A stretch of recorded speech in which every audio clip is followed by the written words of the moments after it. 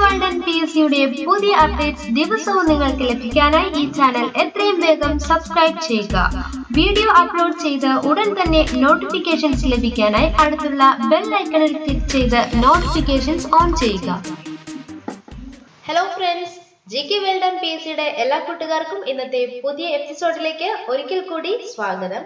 അപ്പോൾ ആദ്യമായിട്ടാണ് വീഡിയോസ് കാണുന്നതെങ്കിൽ ദയവായി സബ്സ്ക്രൈബ് ചെയ്യുക. ഒപ്പം വീഡിയോസ് എല്ലാം ഇഷ്ടപ്പെടുന്നുണ്ടെങ്കിൽ ലൈക്ക് ചെയ്യുക, ഷെയർ ചെയ്യുക. നിങ്ങളുടെ അഭിപ്രായങ്ങളെല്ലാം ഞങ്ങളുടെ കമന്റ് ബോക്സിൽ കമന്റ് ചെയ്ത് ഞങ്ങളെ അറിയിക്കാവുന്നതാണ്. അപ്പോൾ ഞാൻ ഇന്ന് വന്നിരിക്കുന്നത് പുതിയൊരു കാര്യം നിങ്ങളോട് ഷെയർ ചെയ്യാൻ വേണ്ടിയിട്ടാണ്. എൻ്റെ അടുത്ത് കുറേ പേര് FB പേജിൽ മെസ്സേജ് അയച്ചിട്ടുണ്ടായിരുന്നു കുറേ കാര്യങ്ങൾ. ഒപ്പം കുറേ പേര് ചോദിക്കുന്ന വാട്സാപ്പ് ഗ്രൂപ്പ് ഇല്ലേ എന്ന്. നമുക്ക് വാട്സാപ്പ് ഗ്രൂപ്പുകളൊന്നും ഇല്ലായിരുന്നു. നമ്മൾ ബ്രോഡ്കാസ്റ്റ് ആയിട്ടാണ് എല്ലാവരും ആഡ് ചെയ്യുന്നത്. ബ്രോഡ്കാസ്റ്റ് മെസ്സേജ് ആണ് എല്ലാവർക്കും അയക്കുന്നത്.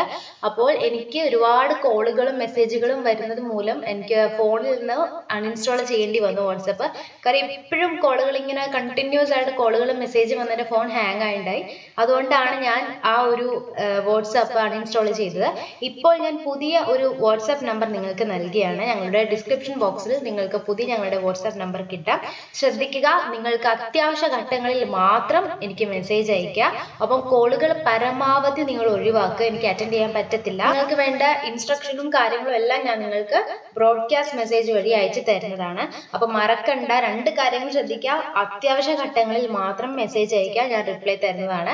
മാക്സിമം കോളുകൾ അവോയ്ഡ് ചെയ്യുക. വാട്സാപ്പ് വീഡിയോ കോളും അതോടൊപ്പം തന്നെ വോയിസ് കോളും ഒക്കെ മാക്സിമം നിങ്ങൾ ഒഴിവാക്കുക. അപ്പോൾ ഇന്ന് ഞാൻ പറയാൻ പോകുന്നത് വളരെ ഇമ്പോർട്ടൻ്റ് ആയിട്ടുള്ള ജീവശാസ്ത്രത്തിലെ ചോദ്യോത്തരങ്ങളാണ് ഇന്ന് നമ്മൾ പഠിക്കുന്നത്. ഇത് വളരെ ഇമ്പോർട്ടൻ്റ് ആണ്, പലവട്ടം ചോദിച്ചിട്ടുള്ള ചോദ്യോത്തരങ്ങളാണ്. അപ്പോൾ നിങ്ങൾ പഠിക്കുമ്പോൾ ഇത് മനഃപ്പാഠമാക്കി പഠിക്കാൻ ശ്രമിക്കുക. ക്ലാസ്സുകൾ കേൾക്കുമ്പോൾ ഹെഡ്സെറ്റ് ഉപയോഗിച്ച് കേൾക്കാൻ പ്രത്യേകം ശ്രദ്ധിക്കുക. അതിനു മുൻപ് ഫേസ്ബുക്കിൽ എനിക്ക് മെസ്സേജ് അയച്ച സുഹൃത്തുക്കളോട് ഞാൻ പറയാണ്, ഞങ്ങളുടെ വാട്സാപ്പ് നമ്പർ ഒരിക്കൽ കൂടി ഞാൻ ആവർത്തിക്കുകയാണ്. വാട്സാപ്പ് നമ്പർ ഡിസ്ക്രിപ്ഷനിൽ ലഭ്യമാണ്. നിങ്ങൾക്ക് വേണ്ട റിപ്ലൈസ് എല്ലാം ഞാൻ നിങ്ങൾക്ക് വാട്സാപ്പിലൂടെ നൽകുന്നതാണ്. ഓക്കെ, നമുക്ക് ഇന്നത്തെ എപ്പിസോഡിലോട്ട് കിടക്കാം. ആദ്യത്തെ ചോദ്യം: മണ്ണും ജലവുമില്ലാതെ സസ്യങ്ങളെ ശാസ്ത്രീയമായി വളർത്തുന്ന രീതി എന്താണ്? മണ്ണും ജലവുമില്ലാതെ സസ്യങ്ങളെ ശാസ്ത്രീയമായി വളർത്തുന്ന രീതിയാണ് എയറോപോണിക്സ്. എയറോപോണിക്സ്. മണ്ണിന്റെ അഭാവത്തിൽ പോഷകമൂല്യമുള്ള ലായനികളിൽ സസ്യങ്ങളെ വളർത്തുന്ന രീതിയാണ് ഹൈഡ്രോപോണിക്സ്. ഹൈഡ്രോ എന്ന് പറയുമ്പോൾ തന്നെ ശ്രദ്ധിക്കുക, അത് വെള്ളമാണ്. ഹൈഡ്രോ എന്ന് വെച്ച് കഴിഞ്ഞാൽ വാട്ടറിനെയാണ് സൂചിപ്പിക്കുന്നത്. നാഷണൽ ഇൻസ്റ്റിറ്റ്യൂട്ട് ഓഫ് സിദ്ധ സ്ഥിതി ചെയ്യുന്നത് എവിടെയാണ്? ഉത്തരം Chennai.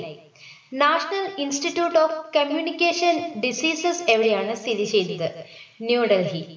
All India institute of hygiene and public health എവിടെയാണ് സ്ഥിതി ചെയ്യുന്നത്? കൊൽക്കത്ത.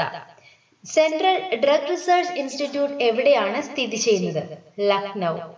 സെൻട്രൽ ഡ്രഗ് ലബോറട്ടറി എവിടെയാണ് സ്ഥിതി ചെയ്യുന്നത്? കൊൽക്കത്ത. നാഷണൽ വൈറോളജി ഇൻസ്റ്റിറ്റ്യൂട്ട് എവിടെയാണ് സ്ഥിതി ചെയ്യുന്നത്? പൂനെ. മരം കയറുന്ന മത്സ്യം ഏതാണ്? അനാബസ്. അനാബസ്. കർഷകന്റെ മിത്രം എന്നറിയപ്പെടുന്ന പക്ഷി ഏതാണ്? മൂങ്ങ. കാട്ടിലെ എഞ്ചിനീയർ ആരാണ്? ബീവർ. പാവപ്പെട്ടവന്റെ പശുവാണ് ആട്. പറക്കും കുറുക്കൻ എന്നറിയപ്പെടുന്നത് വവ്വാൽ. ജ്ഞാനത്തിന്റെ പ്രതീകമാണ് മൂങ്ങ. സമാധാനത്തിന്റെ പ്രതീകമാണ് പ്രാവ്. അലങ്കാര മത്സ്യങ്ങളുടെ റാണി എന്നറിയപ്പെടുന്നത് ഏഞ്ചൽ ഫിഷ്. ആവശ്യാനുസരണം ജലം ലഭിക്കുന്ന പ്രദേശങ്ങളിൽ വളരുന്ന സസ്യങ്ങളാണ് മിസോഫൈറ്റുകൾ. ജലത്തിൽ വളരുന്ന സസ്യമാണ് ഹൈഡ്രോഫൈറ്റുകൾ. പൂർണ്ണമായും സൂര്യപ്രകാശത്തിൽ വളരുന്ന സസ്യമാണ് ഹീലിയോഫൈറ്റുകൾ. മണലാരണ്യത്തിൽ വളരുന്ന സസ്യമാണ് സീറോഫൈറ്റുകൾ. മഴക്കാലത്ത് തഴച്ചു വളരുകയും വേനൽക്കാലത്ത് ഇല പൊഴിയുകയും ചെയ്യുന്ന സസ്യമാണ് ട്രോപ്പോഫൈറ്റുകൾ. സസ്യലോകത്തെ ഉഭയജീവിയാണ് ബ്രയോഫൈറ്റുകൾ.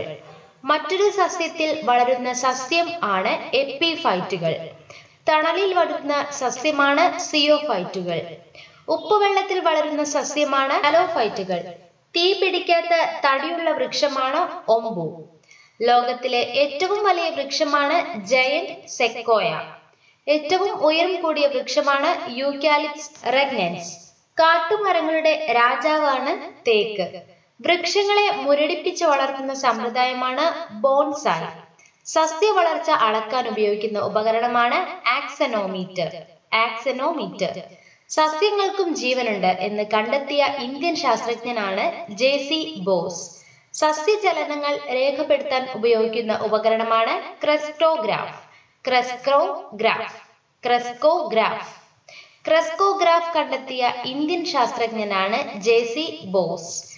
ടാഗോറിന്റെ ഗീതാഞ്ജലിയിൽ പരാമർശിക്കപ്പെടുന്ന സസ്യശാസ്ത്രജ്ഞൻ ആരാണ്? ഉത്തരം ജെ.സി. ബോസ്. സസ്യത്തിന്റെ മൃദുഭാഗങ്ങൾ നിർമ്മിച്ചിരിക്കുന്ന കലകളാണ് പാരൻകൈമ. സസ്യങ്ങളെ കാറ്റിലും മറ്റും ഒടിയാതെ സംരക്ഷിക്കുന്ന കലകളാണ് കോളൻകൈമ. സസ്യങ്ങളുടെ കട്ടിയുള്ള ഭാഗങ്ങൾ നിർമ്മിച്ചിരിക്കുന്ന കലകളാണ് സ്ക്ലീറൻകൈമ. തേങ്ങയുടെ ചിരട്ട നിർമ്മിച്ചിരിക്കുന്ന സസ്യകലയാണ് സ്ക്ലീറൻകൈമ. സ്ക്ലീറൻകൈമയ കലകളുടെ കാഠിന്യത്തിന് കാരണമായ പദാർത്ഥമാണ് ലിഗ്നിൻ. സസ്യകോശങ്ങളിൽ നിറഞ്ഞു നിൽക്കുന്ന ദ്രാവകമാണ് പ്രോട്ടോപ്ലാസം. ജീവന്റെ അടിസ്ഥാന കണികയാണ് പ്രോട്ടോപ്ലാസം.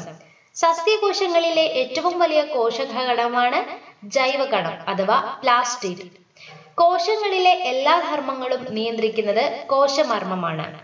സസ്യകോശങ്ങൾ നിർമ്മിച്ചിരിക്കുന്ന പദാർത്ഥമാണ് സെല്ലുലോസ്. സസ്യകോശങ്ങളിൽ മാംസ്യ സംശ്ലേഷണത്തിന് സഹായിക്കുന്ന ഘടകമാണ് റൈബോസോം. സസ്യകോശങ്ങളിൽ കാണപ്പെടുന്നതും ജന്തുകോശങ്ങളിൽ ഇല്ലാത്തതുമായ ഘടകമാണ് കോശഭിത്തി അഥവാ ക്ലോറോപ്ലാസ്റ്റ്.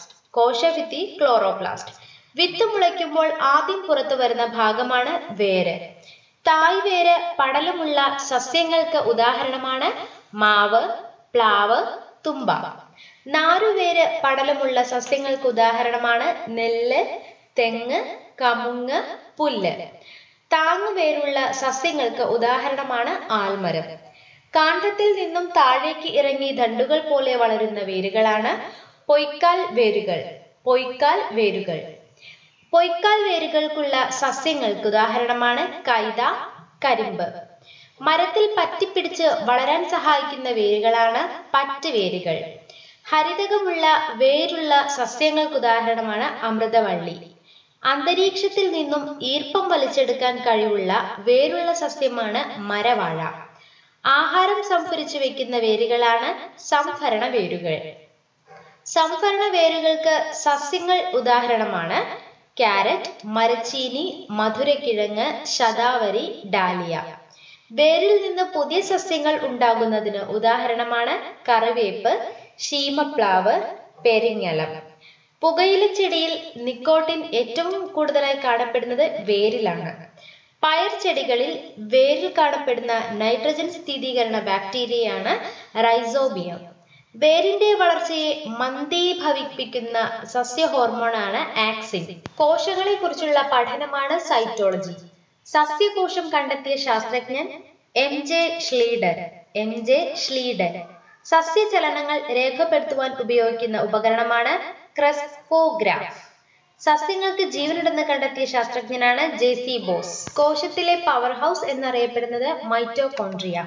സസ്യങ്ങളുടെ കോശഭിത്തി നിർമ്മിച്ചിരിക്കുന്ന വസ്തു സെല്ലുലോസ്. കോശത്തിന് ദൃഢതയും ആകൃതിയും നൽകുന്നതിനാൽ കോശാസ്ഥികുടം എന്നറിയപ്പെടുന്നത് എൻഡോപ്ലാസ്മിക് റെറ്റിക്കുലം.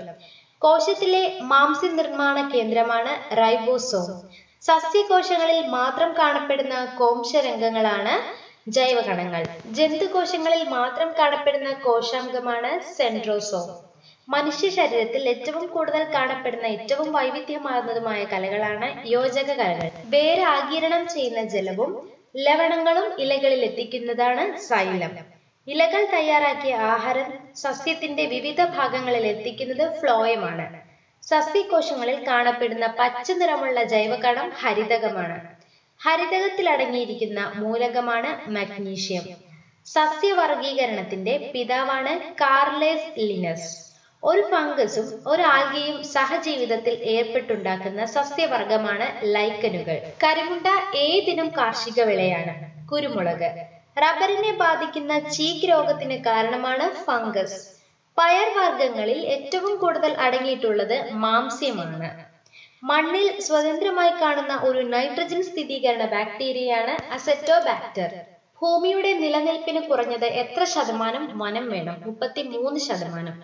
ഭൂമിയിലെത്തുന്ന സൂര്യപ്രകാശത്തിന്റെ എത്ര ശതമാനമാണ് ഹരിത സസ്യങ്ങൾ ആഗിരണം ചെയ്യുന്നത്? 1%. രക്താർബുദത്തിനെതിരെ ഉപയോഗിക്കുന്ന ഔഷധ സസ്യമാണ് ശവന്നാറി. കേരളത്തിൽ കർഷക ദിനമായി ആചരിക്കുന്നത് ചിങ്ങം 1. മണ്ണിന്റെ pH മൂല്യം എന്തിനെ സൂചിപ്പിക്കുന്നു? അമ്ലഗുണവും ക്ഷാരഗുണവും. ഓക്കെ, അപ്പോൾ ഇന്ന് നമ്മൾ പഠിച്ചിട്ടുണ്ടായിരുന്ന പ്രധാനപ്പെട്ട ജീവശാസ്ത്രപരമായിട്ടുള്ള ചോദ്യോത്തരങ്ങളാണ്. അപ്പോൾ നിങ്ങൾക്ക് എല്ലാവർക്കും ക്ലാസ്സുകൾ ഇഷ്ടപ്പെടുന്നുണ്ടെന്ന് ഞാൻ വിശ്വസിക്കുകയാണ്. ദയവായി നിങ്ങളുടെ അഭിപ്രായങ്ങളും നിർദ്ദേശങ്ങളും എല്ലാം ഞങ്ങളുടെ കമന്റ് ബോക്സിൽ കമന്റ് ചെയ്യുക. അതോടൊപ്പം തന്നെ ഞങ്ങളുടെ വാട്സാപ്പ് നമ്പർ, പുതിയ വാട്സാപ്പ് നമ്പർ നമ്മുടെ ഡിസ്ക്രിപ്ഷനിൽ നിങ്ങൾക്ക് ലഭ്യമാണ്. ഒപ്പം ഞങ്ങളുടെ FB പേജായ GK വെൽഡൺ PSC എന്ന FB പേജ് നിങ്ങൾ ലൈക്ക് ചെയ്യുമെന്ന് ഞാൻ വിശ്വസിക്കുകയാണ്. അപ്പോൾ ഒന്നുകൂടെ ആവർത്തിക്കുകയാണ്, നമുക്ക് വാട്സാപ്പ് ഗ്രൂപ്പുകളില്ല, നമുക്ക് ബ്രോഡ്കാസ്റ്റിംഗ് മാത്രമേ ഉള്ളൂ. കാരണം ഒരുപാട് സ്റ്റുഡൻസ് ഉണ്ടാവും, നിങ്ങൾക്ക് നമ്പർ പരസ്പരം അങ്ങോട്ടും ഇങ്ങോട്ടും കൈമാറേണ്ട, മിസ്സാവേണ്ട എന്ന് വിചാരിച്ചിട്ടാണ് ഗ്രൂപ്പുകൾ ആഡ് ചെയ്യാത്തത്. അതോടൊപ്പം തന്നെ എനിക്ക് ഒരുപാട് ഫീമെയിൽ ഫ്രണ്ട്സ് ഫേസ്ബുക്കിലൂടെ അയച്ചിട്ടുണ്ടായിരുന്നു നമ്പർ പബ്ലിക്കായിട്ട് കമന്റ് ചെയ്യാൻ ബുദ്ധിമുട്ടുണ്ടെന്ന്. അപ്പോൾ നിങ്ങളൊരു കാര്യം ചെയ്താൽ മതി, നിങ്ങൾ ഞങ്ങളുടെ വാട്സാപ്പ് നമ്പറിൽ ഞങ്ങൾക്കൊരു മെസ്സേജ് അയച്ചാൽ മതി. ഓക്കെ, അപ്പോൾ നാളെ പുതിയ എപ്പിസോഡുമായിട്ട് നിങ്ങളുടെ മുൻപിൽ വരുന്നതാണ്. Children bye and thank you for watching my channel.